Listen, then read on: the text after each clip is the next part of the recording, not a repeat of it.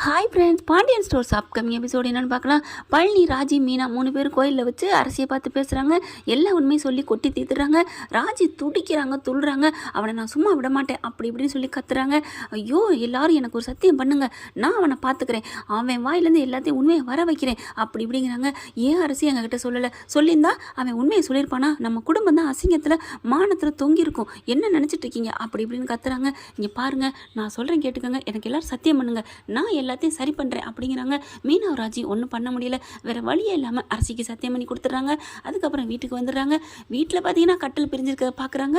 அவர் கொரட்டை சத்தம் விடுறாரு. அதனால தான் நான் தனியாக படுக்கிறேன் அப்படின்னு இந்த பிள்ளை சொல்லுது. ஆமாம் ஆமாம், அவங்க குமார் அப்பா கூட அப்படி தான் கொரட்டை விடுவார், எனக்கு இந்த ஐடியா தெரியாமல் போச்சு. உடனே அந்த கிளவி அப்போ தான் இருந்துட்டு, ஓ மாமனார் அப்படி தாண்டி, குமாரோட தாத்தாவும் அப்படி தான் கொரட்டை விடுவாங்களாம். ஐயோ, இது ஒரு பெருமை பீத்த கலைங்க, இதை சொல்லிக்கிட்டு இருக்குதுங்க. ஏதோ வீர சகஜம் பண்ண மாதிரி அதை சொல்லிக்கிறாங்க. அடுத்து பார்த்தீங்கன்னா குமார் பார்க்குறான். எங்கடி போயிட்டு வந்த அப்படிங்கிறாங்க. கோயிலுக்கு போயிட்டு வந்தேன். என்ன இப்போ அப்படிங்கிறாங்க. எதுக்கு போயிட்டு வந்த? ஏன் அன்னிங்களை பார்த்துட்டு வந்தேன். அன்னிங்களையா? ஏன் எதுக்கு அப்படிங்கல? எல்லா உண்மையும் சொல்லிட்டு தாண்டா வந்தேன். சொல்லிட்டியா? அப்பா நல்லதா போச்சு, அப்பா பிரச்சனை முடிஞ்சிச்சு, வந்து கூட்டிகிட்டு போயிடுவாங்களா? கிளம்பு கிளம்பு அப்படிங்கிறான். எதுக்கு கிளம்ப? அவங்க யார்ட்டையும் சொல்ல மாட்டாங்க, சத்தியம் வாங்கிட்டு தான் சொல்லியிருக்கேன். அடிப்பாவி, ஏன்டி இப்படி இங்கே கூடவே இருந்தேன், கழுத்த இருக்கிற மரியாதையை போடி, அப்போ தாண்டி எனக்கு ஒரு நல்ல வாழ்க்கை கிடைக்கும் அப்படி இப்படின்னு கத்த.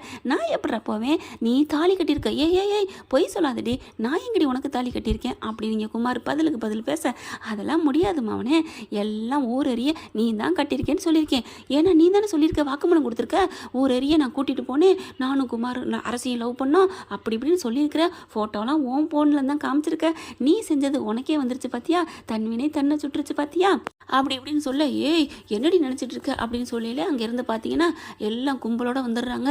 ஏன்னா ராஜி மீனா தானே சத்தியம் பண்ணாங்க, பழனி சத்தியம் பண்ணலையில் எல்லாத்தையும் சொன்ன கையோட கதிர் செந்தில் எல்லாம் சரணந்து அம்பட்டு வந்து, டே குமார் வெளியில் வாடா அப்படின்னு சொல்லி பயங்கரமாக கத்த. வெளியில் எல்லாரும் வந்துடுறாங்க. வந்ததுக்கப்புறம் போட்டு சாத்துன்னு சாத்துறாங்க. அடின்னு அடிச்சுன்னு இருக்க. டே எதுக்குடா அடிக்கிறீங்க, பிரச்சனை முடிஞ்சிச்சுன்னா ஏன்டா அப்படி பண்ணீங்கன்னா அப்போ கத்த. எல்லாரும் இங்கே வந்துடுறாங்க. ஊரே வந்துடுது. என்னப்பா ஏப்பா சண்டை நடந்துட்டு இருக்கு? அதான் கல்யாணம் முடிஞ்சிருச்சு, முறை மாப்பிள்ள முறை பையன் தானே, யாருக்குங்க கல்யாணம் நடந்துச்சு? அதெல்லாம் நடக்கவே இல்லைங்க, இதுதாங்க நடந்தது அப்படின்னு பாண்டியன் கத்துறாங்க. நடந்தது பூரா சொல்கிறாங்க. அட பாவி, ஏண்டா குமார் இப்படியாடா ஒரு குடும்பத்தை அசிங்கப்படுத்துவேன்? ஒரு பொண்ணை விரும்பிவிட்டு கூட்டிகிட்டு போய் தாலி கட்டி கூட்டு இருந்தாலும் பரவாயில்ல, இதோ எல்லாருமே மன்னிச்சிட்டோம். ஆனால் தாலி கட்டாமல் அப்படியே கொண்டாந்து விட்டுட்டு போனால் அதுக்கு என்னடா அர்த்தம்? சாப்பாடை போட்டு அதில் நரகம் தள்ளி வச்ச மாதிரி இல்லையா அப்படின்னு சொல்ல, பரவாயில்லையம்மா அரசி, நீ இதெல்லாம் நல்லபடியாக நீ காய நிறுத்திட்டியே, பரவாயில்ல, நீ இவனோடலாம் வாழ வேணாம், கிளம்பி நீ உன் வீட்டுக்கு போ அப்படிங்கிறாங்க.